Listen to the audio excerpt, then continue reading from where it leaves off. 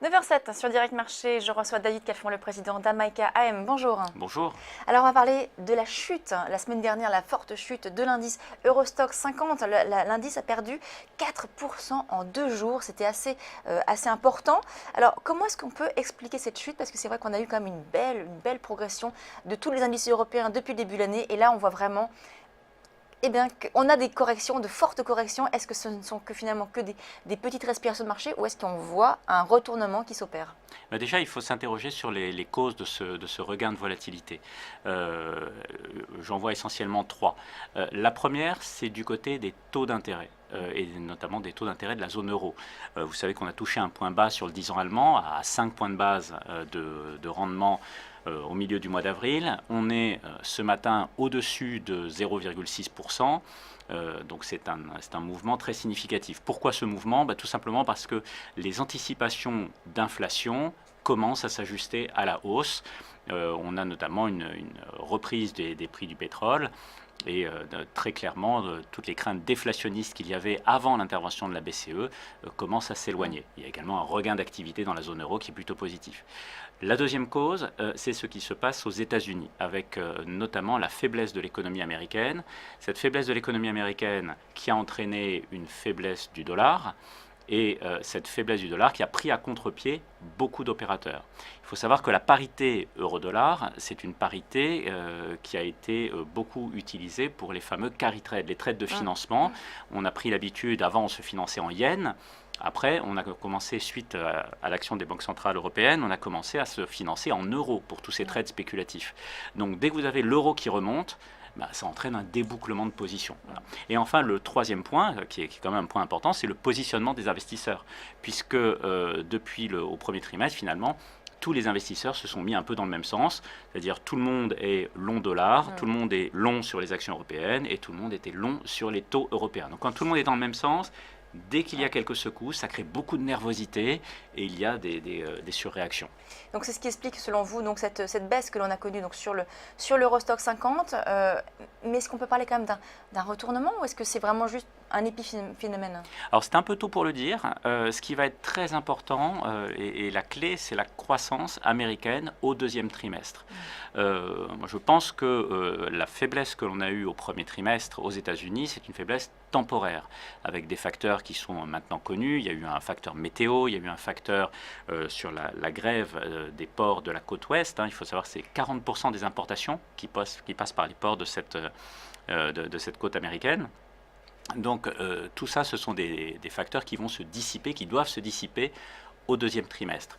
Maintenant, si on n'a pas confirmation d'un rebond au deuxième trimestre sur l'économie américaine, le début de correction que l'on a peut s'amplifier. Alors vous parliez donc de ces différents impacts, de ces différentes causes qui ont provoqué la baisse donc de l'Eurostoxx 50. Le dollar, vous en parliez, donc c'est vrai que c'est devenu la monnaie, c'était la monnaie forte depuis plusieurs mois. Aujourd'hui, c'est vrai qu'elle baisse fortement par rapport à l'euro. Est-ce que ça va devenir, le dollar, est-ce que ça va devenir une valeur refuge, notamment avec le scénario de relèvement des taux de la Fed? Est-ce qu'on pourrait finalement revenir sur le dollar? Alors nous le pensons, tout simplement, mais alors pour penser que le dollar peut se renforcer à nouveau et devenir une valeur refuge, il faut d'abord croire au scénario de rebond de l'économie américaine. Alors pourquoi y croire? Vous y croyez, vous? C'est votre Oui, nous c'est notre malgré scénario. la contraction qu'on a vue au premier trimestre? Oui, tout à fait. Pourquoi nous y croyons? En fait, nous y croyons sur deux facteurs. C'est essentiellement le marché de l'emploi qui est important. Alors, c'était peut-être un petit peu inconscient de ma part d'en parler à la veille de la publication d'un rapport. On a eu quand même quelques important. chiffres, on a eu des tendances comme déjà quelques... Oui, alors nous ce que l'on a vu, c'est que les demandes d'allocation chômage ont touché un point bas depuis 2009, donc c'est quelque chose d'important. Et autre chose, c'est que l'inflation salariale commence à se montrer. L'Employment Cost Index, qui mesure l'augmentation des salaires, était en hausse sur la dernière publication de 2,6% d'une année sur l'autre. Donc, quand on regarde l'autre facteur, un des facteurs qui a pesé également sur la croissance américaine, c'est ce qui s'est passé sur l'industrie pétrolière. C'est une industrie dans laquelle il y a eu beaucoup d'investissements. Lorsque au premier trimestre, vous avez un dollar qui est en chute libre, qui touche les 40 et on se demande si de 40 ça ne va pas passer à 20, bien entendu, tout ce monde-là arrête d'investir, on gèle tous les projets, on licencie des gens, on arrête d'embaucher du moins. Voilà. Avec un baril de pétrole qui revient à 60 $, la donne n'est plus tout à fait pareille, ça semble être stabilisé, on ne parle plus d'un pétrole à 20 $, donc cette industrie devrait Donc, également retrouver un peu de on pourrait avoir des visibilité bonnes nouvelles sur le second également trimestre, par exemple. du côté des investissements, tout à fait. Alors, les taux européens, donc on en a parlé également, les taux européens qui remontent, le taux allemand, vous en parliez, donc qui a plus que doublé en 2 séances. Alors, est-ce que ça veut dire que les investisseurs, du coup, reviennent sur les actifs moins risqués aujourd'hui? Non, non, non, non. En fait, quoi? Alors, tout dépend de la définition de l'actif non risqué, hein, de l'actif sans risque, parce qu'on a l'habitude de dire que l'actif sans risque, ce sont les emprunts d'État. Et donc, les emprunts d'État, le problème que l'on a, c'est que quand on a des emprunts d'État qui vous donnent 0,05% de rendement, vous n'avez plus de rendement et en revanche vous avez un risque de perte en capital qui est énorme, hein, puisque la moindre remontée des taux avec une sensibilité de 13 sur le contrat Bund peut entraîner des pertes en capital qui sont très dures à rattraper par la suite. Donc si la définition c'est est-ce que les gens, très clairement, les gens s'éloignent de ces emprunts d'État et de ces emprunts sans risque, que font-ils? Alors en ce moment, il y a beaucoup de dégagement, tout simplement, les gens se mettent en cash pour attendre un petit peu de voir ce qu'il se passe et d'y voir plus clair. Moi, je pense que dans ces phases de marché, ce qu'il est important de faire, c'est d'une part d'avoir des placements très diversifiés, avec beaucoup de flexibilité dans l'allocation d'actifs, donc une très bonne diversification de son portefeuille sur toutes les classes d'actifs, et faire très attention bien entendu aux valorisations. Janet Yellen a noté le fait que les valorisations étaient un petit peu élevées, trop élevées sur les marchés actions. Oui, alors on se demande toujours par rapport à quoi, etc. Mais alors c'est vrai qu'aux États-Unis, il y a eu une expansion de multiples qui est indéniable. En Europe aussi, ce qu'il est important de regarder, c'est bien entendu la dynamique bénéficiaire. Et ce qui est encourageant en Europe, c'est que cette dynamique bénéficiaire, depuis le début de l'année, elle est plutôt en hausse. Mais d'un point de vue économique, cette remontée des taux que l'on voit actuellement, est-ce que ça pourrait impacter la politique monétaire de la BCE, par exemple? Est-ce qu'elle pourrait justement arrêter sa politique de soutien? Je pense que c'est beaucoup trop tôt. Il faut voir, il n'y a pas si longtemps, tout le monde avait peur de la déflation. Là maintenant, on a des taux qui sont à un peu plus de 0,6% sur le 10 ans. On est encore très loin des taux que l'on pourrait qualifier de normaux. Il faudrait d'abord que, je pense que pour voir véritablement la BCE se poser la question de est-ce qu'il faut arrêter ou non le quantitative easing, il faudrait d'abord voir une inflation qui remonte de manière très significative à 2%. Voilà, c'est un peu tôt. C'est vrai que tout le monde s'est un petit peu inquiété de cette remontée des taux, mais c'est vrai qu'on reste à des niveaux quand même très bas pour l'instant. Oui. Si vous voulez, c'est le problème. On a été complètement anesthésié par les banques centrales depuis tout 2013, quand on a eu tous ces quantitative easing, etc. On n'a plus l'habitude de voir des marchés actions baisser, on n'a plus l'habitude de voir des taux monter. On a eu des petites corrections quand même en 2014, on a eu...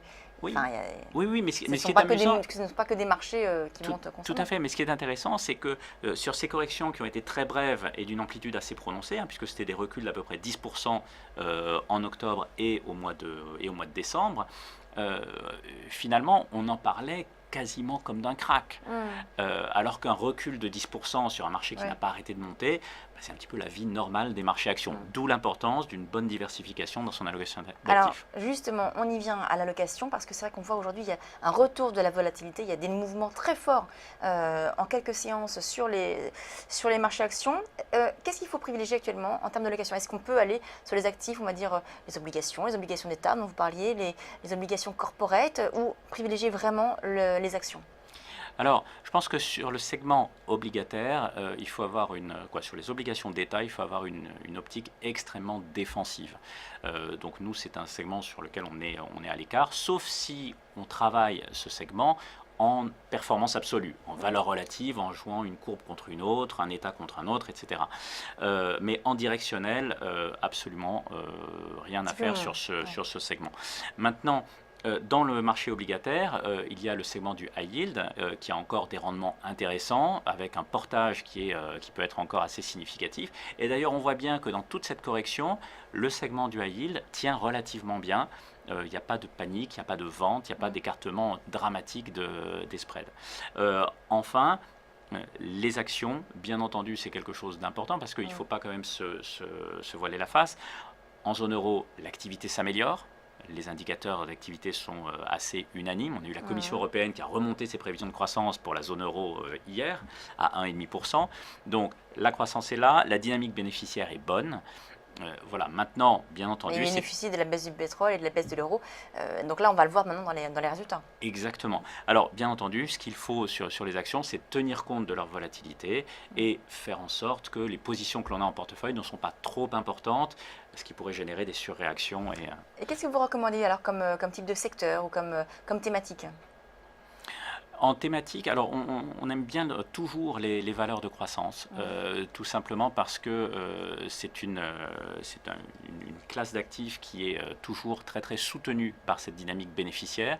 On note également sur les actions de petite capitalisation un couple rendement-risque qui est très intéressant avec là aussi un retournement positif de la dynamique bénéficiaire après une période de révision négative qui a été assez pénible. Donc globalement un segment qui n'est pas très cher et d'ailleurs on l'a vu la semaine dernière, les actions de petite capitalisation ont très bien tenu par rapport aux grosses capitalisations. Donc les valeurs de croissance, les small caps. Allez, comme ça, pour terminer, un exemple de valeur, vous pouvez nous donner... Vous savez, nous, on est très top-down, hein, on regarde vraiment les marchés en allocation d'actifs. Donc, et après, et voilà, donc parler d'une valeur individuelle, pas très... Bon, en tout cas, les valeurs de croissance, les small caps, en tout cas, c'est ce que l'on retiendra en tout cas aujourd'hui. Merci beaucoup, David Calfon, donc président d'Amaïca AM. On passe tout de suite à la valeur du jour.